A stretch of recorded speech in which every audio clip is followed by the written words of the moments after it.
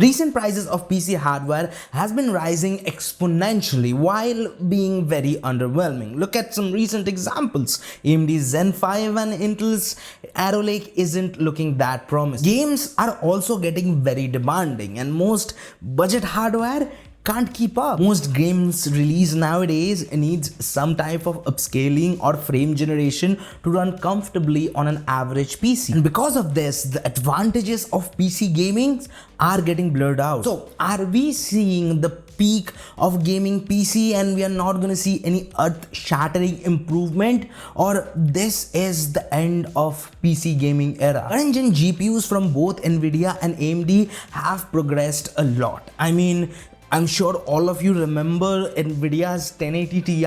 It was a dream GPU for a lot of people. At its time, it was the best that the industry had to offer and there was nothing that could come close to it. And to think about the current generation flagship, the RTX 4090 is over 300% faster than 1080 Ti is crazy. And I know it's a 7-year-old GPU, but 7 years is still not too long. Some current budget GPUs are similar or even faster than 1080 Ti, and if you would have told me in 2017 that the GPU inside my PC is going to be faster than 1080 Ti, I would have told you either a little cuckoo inside or I am crazy, right? Same is true for CPUs. Now a 6-core CPU which can boost up to 5 GHz, it's considered an entry-level gaming CPU. Do you know how crazy that sound? I have made video and suggested people about Pentium G4560, which used to be a great gaming CPU, and it was a dual-core CPU for goodness sake, and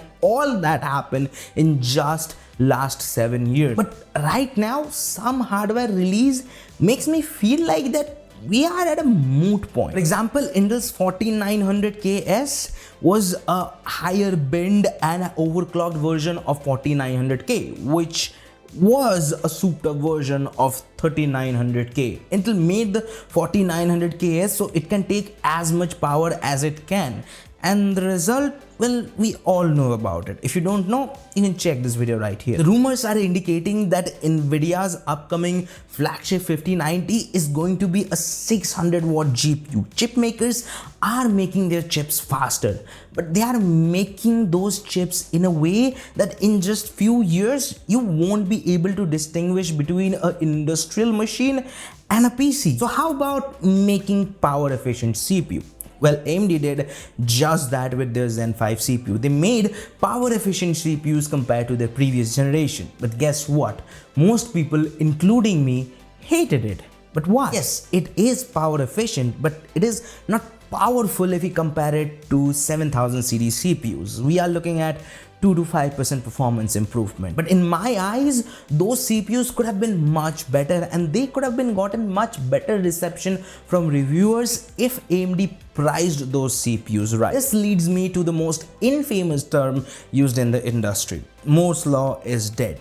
Not the YouTube channel, but a theorized observation made by Intel's co-founder Gordon Moore. The number of transistors on a microchip doubles every 2 years while the cost of the chip remains relatively low. And the first part is true. We have been seeing transistors on a microchip doubling or close to doubling with each generation. For example, the 1080 Ti had 11,800 million transistors, the 2080 Ti had 18,600 million transistors, the 3080 Ti had 28,300 million transistors, and now the 4080 Super has 45,600 million transistors. But the price hasn't lowered. Essentially, the aforementioned GPUs are on the same tier. The 1080 Ti released at a price of $699, while the 4080 Super launched at a price of $999. And that's why we say that Moore's law is dead. Not only because the price isn't lowering, but also there is a theoretical limit to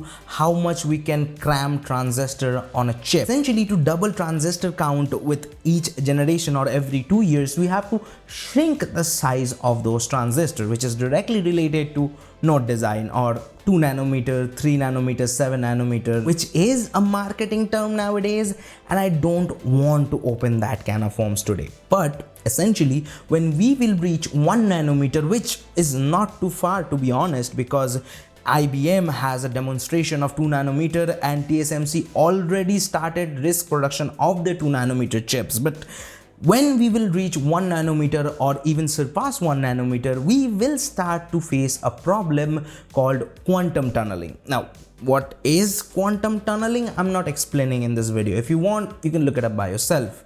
But if you want me to make a video about that, let me know in the comment section. Essentially, it's a problem that we can't have with our modern technology. And why we need to double the transistor count with every generation? Well, to make power efficient and powerful CPUs or powerful chips. But why I'm giving you all this information?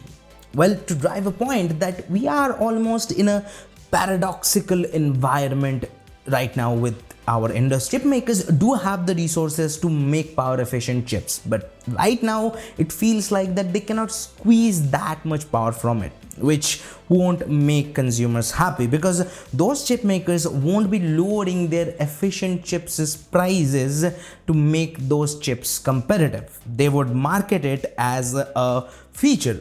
Don't get me wrong, efficiency is a feature, but for me, efficiency isn't a luxury, it should be a necessity. But not everybody shares my point of view.